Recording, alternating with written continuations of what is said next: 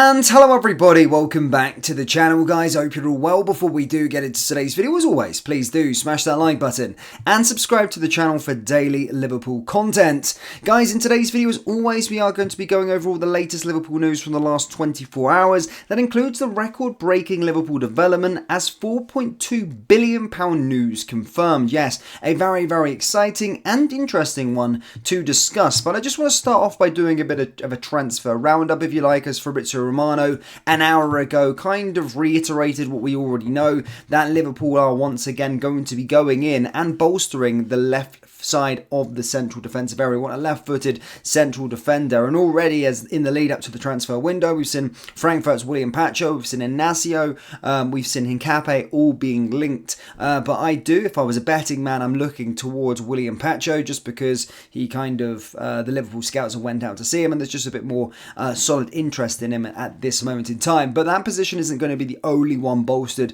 in the summer transfer window, and over the last day we found out that we were interested or monitoring Lille's Lenny Yoro. However, the latest on that one today and this afternoon is that PSG have entered talks with Lille for Lenny Yoro in a deal that could be worth around 60 million euros. In the initial report stating that Liverpool were interested, it was also claimed that Real Madrid also were interested in the player but did not want to overpay, and at this moment in time we're quoted with following the situation with regards to PSG being in talks with him, but as I said, that one kind of came out of nowhere. And to be fair, being Liverpool, we are always linked to a lot of the top players, whether they're going to be moving on. But I don't think we're obviously going to be going in for Lenny Yoro if PSG are already in talks for the player. So that's kind of where we're at this moment in time with regards to the transfer stuff. Nothing that much developed. In terms of outgoing players, as we've stated earlier on today about Sepp van der Berg, it doesn't look like Mainz want to trigger a buyout clause for him. And then McConnell is subject of interest from Hull City. But other than that, we haven't really got any more concrete transfer news for you. But as, of course, we come into the end of May, go into June, that's when things will start to pick up indeed. But let's get into this main subject of today's video, guys, and that is that Fenway Sports Group have been Liverpool's owners since 2010 and have overseen incredible financial growth, taking a club close to administration to the fourth most valuable team. Yes, in October it will be the 14th anniversary of FSG overtaking at Anfield, having parted with £300 million to take the club out of the hands of Tom Hicks and George Gillett. They have not done everything right, far from it, but they have made the club sustainable and played a significant part in taking Liverpool back to the top of football. And in today's reports, Forbes released their list of the most valuable football teams for 2024, and Liverpool were ranked fourth with a valuation of £4.2 billion, a club record. That is 14 times the amount FSG parted with back in 2010. The valuation sees Liverpool sit behind only Real Madrid on 5.19 billion, Man United on 5.15 billion, and Barcelona on 4.4 billion in Forbes world standings. Under Jurgen Klopp, the Reds were restored to their perch on the field, and off of it, FSG selling minority stakes to Redbird Capital and Dynasty Equity will have played its part in the valuation. This is in addition to broadcast deals, various commercial deals and kit sponsorships, which is set to see Liverpool swap Nike for Adidas in 2025-2026.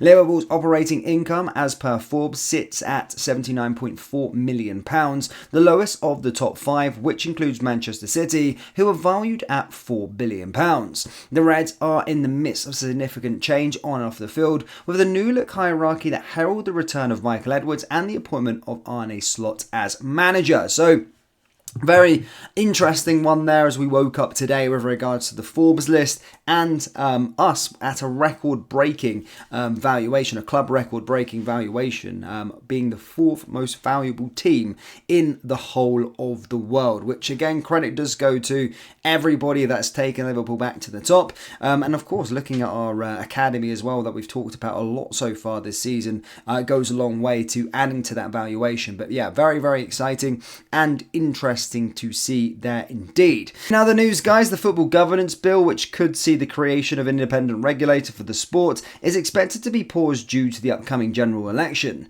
Dame Tracy Crouch, the MP and former sports minister who oversaw the fan-led review that established the bill, has said it will not progress any further in the current parliament. There was possibility the bill could be included in the wash-up process, which will see some business hurried through before the dissolution of Parliament on May 30th. That now appears to have been ruled out, as the bill, which has had 2 readings, is still too far from completion.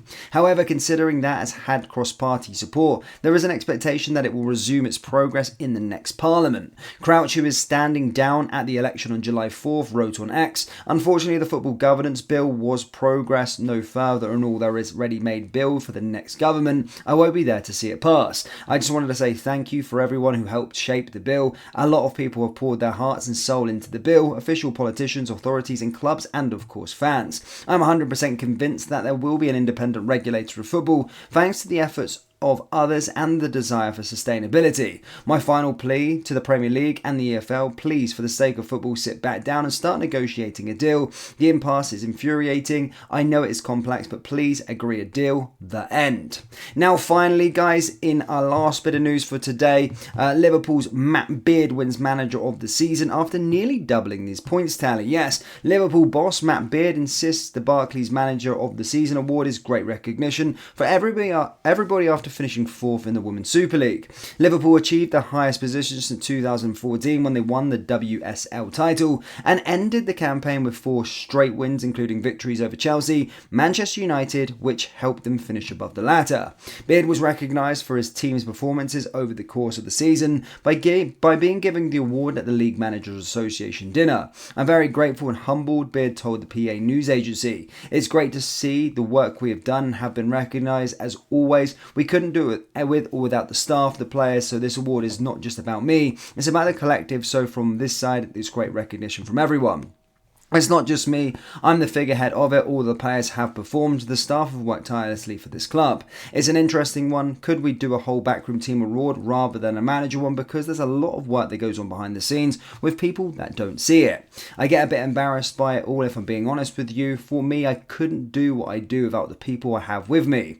Liverpool's 4th place finish behind Chelsea, Manchester City and Arsenal took them to within 1 spot of qualifying for the Champions League, which Beard insists is the next obvious goal for them as they look to build on a successful season. He added, "The Champions League is the logical step for us next. We are under no illusions on how tough that will be. You can even include Manchester United in that when they spend. Statistically, we were much better than what we were last year, so now we need to step that up level next season. It will be tough to break into that 3. Man United are the only team that's done it. That's our ambition, but for me, it's absolutely how we improve on this season's points tally."